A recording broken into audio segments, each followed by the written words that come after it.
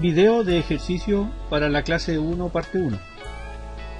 En este ejercicio se verá cómo una ecuación diferencial llega a ser una función de transferencia en un circuito básico que sería un circuito eléctrico. Primero, la obtención de la ecuación se deben de tener ciertas consideraciones en el proceso. Representar un fenómeno físico en forma matemática, eso es la importancia. Primero, establecer el proceso físico con todas sus variables y lograr determinar cuál es la ecuación o el teorema más adecuado para describir ese fenómeno. Segundo, identificar las variables que generan los cambios. Evidentemente en un proceso hay una infinidad de variables, pero hay ciertas variables que son las que tienen relación con el fin último, que es el proceso. Todas las ecuaciones que tienen relación con ese proceso son las que se deben de considerar. Y tercero, establecer una hipótesis empírica o basada en alguna ley o algún fundamento que determine ese comportamiento.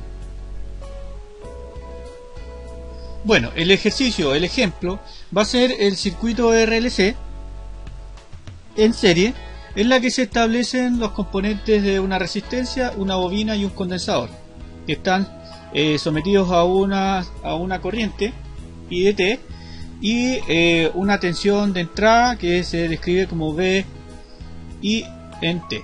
Todas estas variables están en función del tiempo, y es de aquí donde tenemos que levantar la ecuación diferencial. Comenzamos.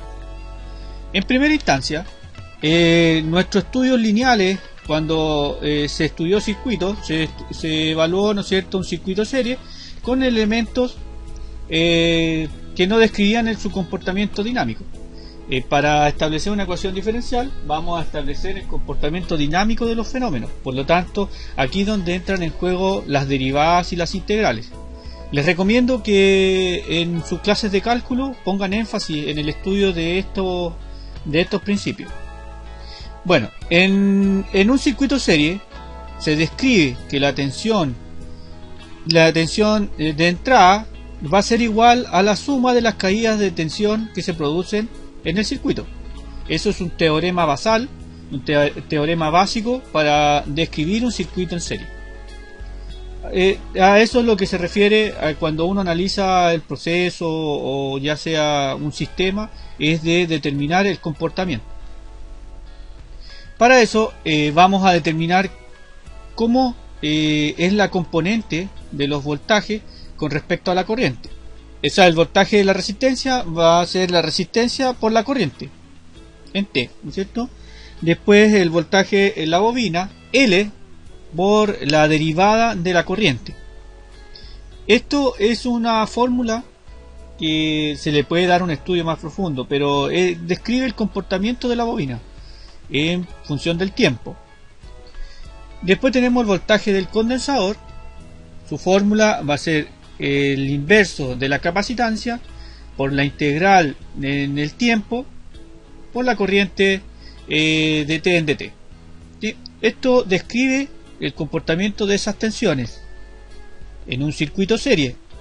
En un circuito serie vamos a determinar entonces nuestra fórmula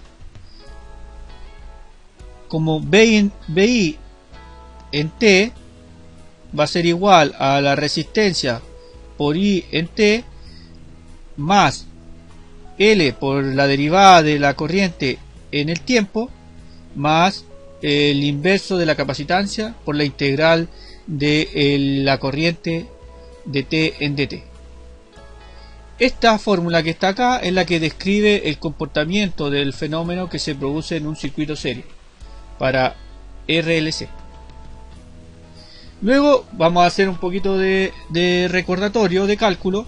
Existe un teorema fundamental del cálculo en la que la derivada de una función, la derivada de una integral va a ser nada más que la función en x. en este caso, en el inicial, la derivada de la integral va a ser la misma función, solo que ahora t va a cambiar por x, por el valor que tiene la integral, y queda f de x. Acá abajo hay un ejemplo que ustedes lo pueden buscar. Ahora hay harta literatura sobre la derivada de una integral. En este teorema describe, ¿no es cierto?, la derivada de esta integral, de la integral, ¿no es cierto?, de la raíz cuadrada de t elevado a 5 más 1 en dt. Así se describe una integral. Esta integral la estamos derivando. El resultado de esta derivación va a ser la misma función, pero cambia la componente t por x. Y ese es el resultado de derivar la integral en este caso. Entonces, si miramos el resultado anterior, tenemos que ubicar la variable, ¿no es cierto?, que es la salida bs en dt, que se relaciona con la corriente. Entonces, tengo que cambiar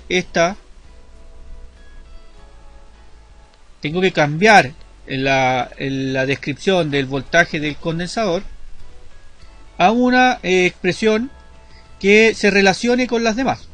Esta integral la vamos a transformar mediante el teorema fundamental de cálculo para poder llegar a una expresión que la podamos sustituir en toda la expresión diferencial.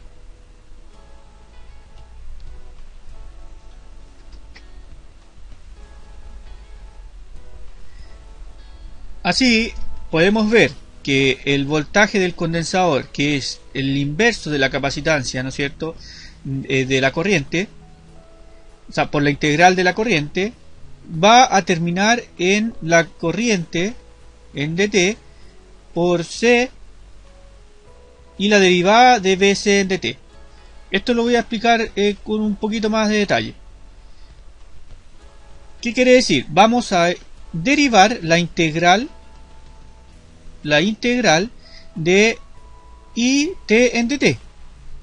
Si yo integro si yo derivo esta integral, ¿qué va a quedar? Recuerden que era la misma función que se reemplaza por el valor que tiene la integral. Entonces nos quedaría 1 partido por c por it, que es este valor. 1 partido por c por it. Entonces la fórmula nos quedaría bc en dt por i en dt partido por c.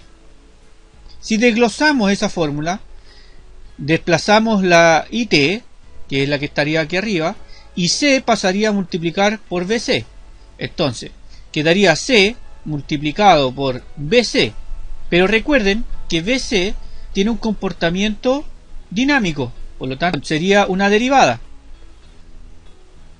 Esta fórmula que describía el voltaje de C tiene relación con la corriente con esta otra fórmula. Reemplazamos en nuestra ecuación inicial y nos da lo siguiente. Reemplazamos los valores. Voltaje de I en dt, que es la entrada, va a ser, en el caso de la bobina, vamos a reemplazar I en dt, sería la derivada, la segunda derivada del voltaje del condensador por L y por C. En el segundo caso, la resistencia, reemplazamos I en dt, nos quedaría R por C por la derivada del voltaje del condensador, más la última expresión, que es todo esto. Recuerden que todo esto equivale a Bc en dt. Entonces Bc en dt. ¿Qué es lo que se produce acá? Produce que en los voltajes las componentes de cada una de las expresiones vienen a ser las mismas: BC en DT, BC en DT y BC en DT. Entonces, mediante el teorema fundamental de cálculo, se busca llegar a la expresión de la ecuación diferencial para poder trabajarla y obtener la función de transferencia. A esta ecuación diferencial se le aplica Laplace. Usted en su aula tiene el formulario de Laplace. Con estas tablas ustedes pueden contrastar el cambio que se produjo en esta fórmula.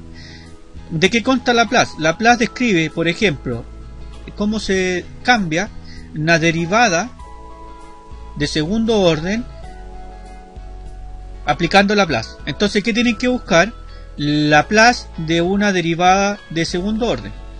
¿Y qué es lo que es? Las constantes quedan tal cual como está acá. En este caso, LC queda fuera.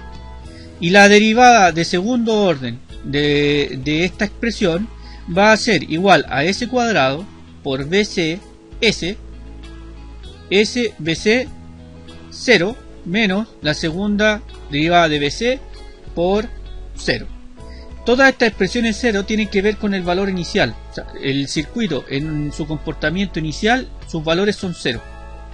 Esta expresión que está entre corchetes es lo que dice Laplace para esta derivada de segundo orden. Lo mismo es en el caso de una derivada de primer orden.